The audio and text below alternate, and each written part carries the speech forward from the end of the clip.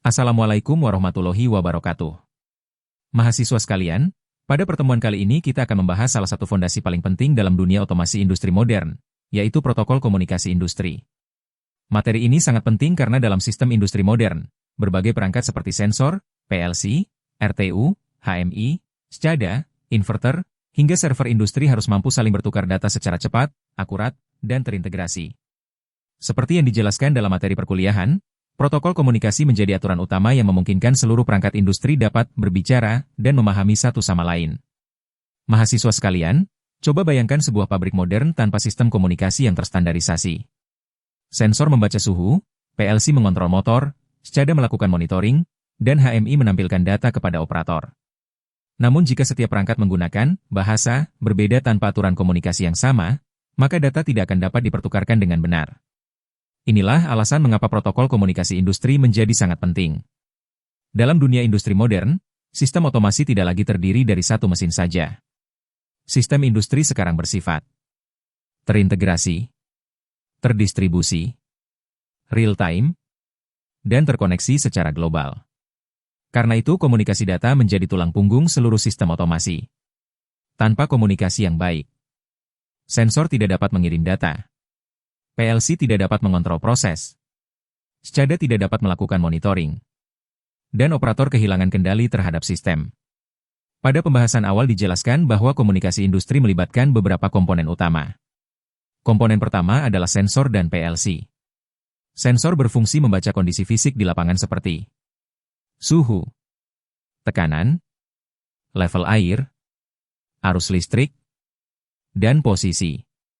Sedangkan PLC berfungsi mengolah data, mengambil keputusan, dan mengendalikan aktuator.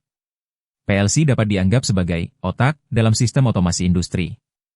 Komponen berikutnya adalah media transmisi. Media transmisi adalah jalur yang digunakan untuk mengirim data. Media ini dapat berupa kabel RS485, Ethernet, fiber optik, maupun komunikasi nirkabel seperti Wi-Fi dan Zigbee.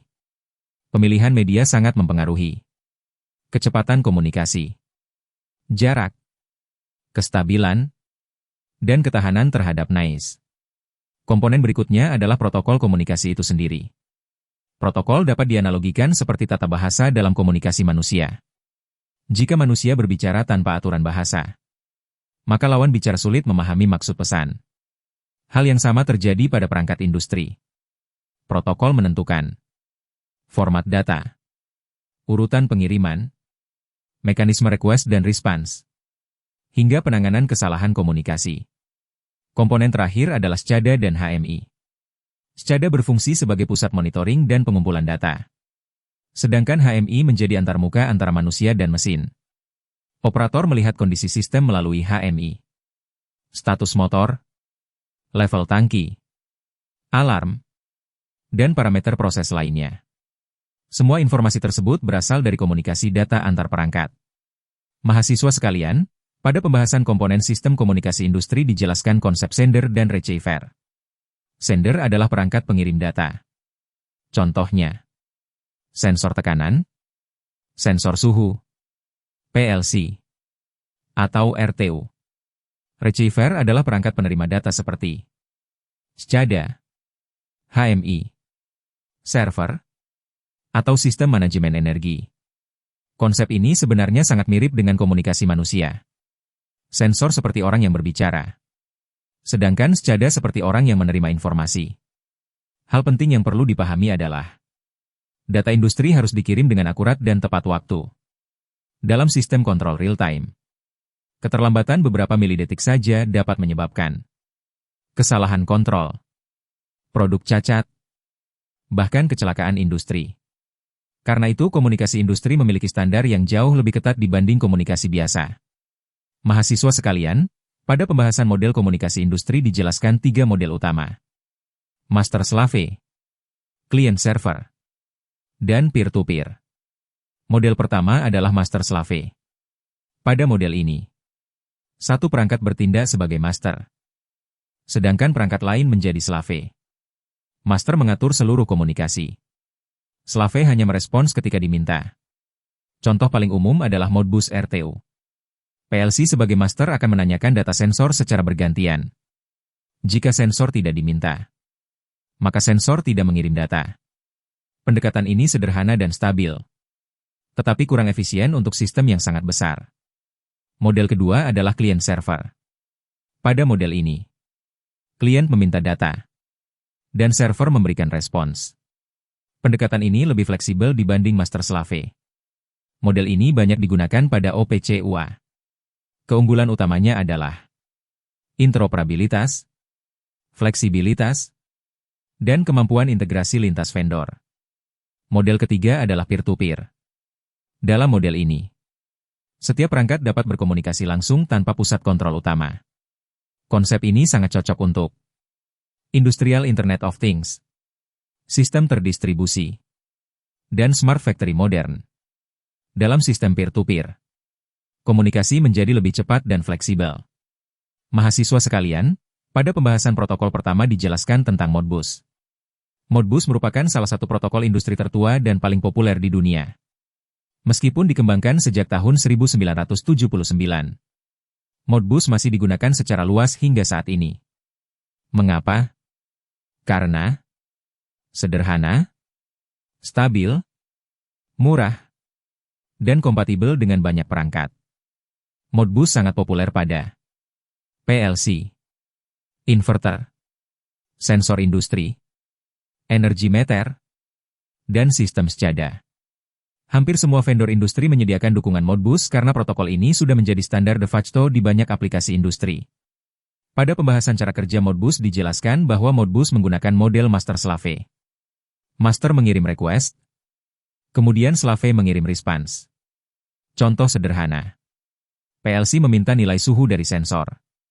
Sensor kemudian mengirim data suhu ke PLC. Komunikasi ini terjadi terus-menerus secara polling. Modbus memiliki dua varian utama, Modbus RTU dan Modbus TCP. Modbus RTU menggunakan komunikasi serial seperti RS485 atau RS232. Keunggulannya sederhana, murah, dan mampu mencapai jarak hingga sekitar 1.200 meter. Karena itu Modbus RTU masih banyak digunakan pada sistem industri konvensional. Sedangkan Modbus TCP berjalan di atas jaringan Ethernet. Keunggulannya lebih cepat, mudah diintegrasikan dengan jaringan IT, dan mendukung komunikasi modern berbasis TCP/IP. Modbus TCP banyak digunakan pada sistem industri berbasis jaringan Ethernet modern.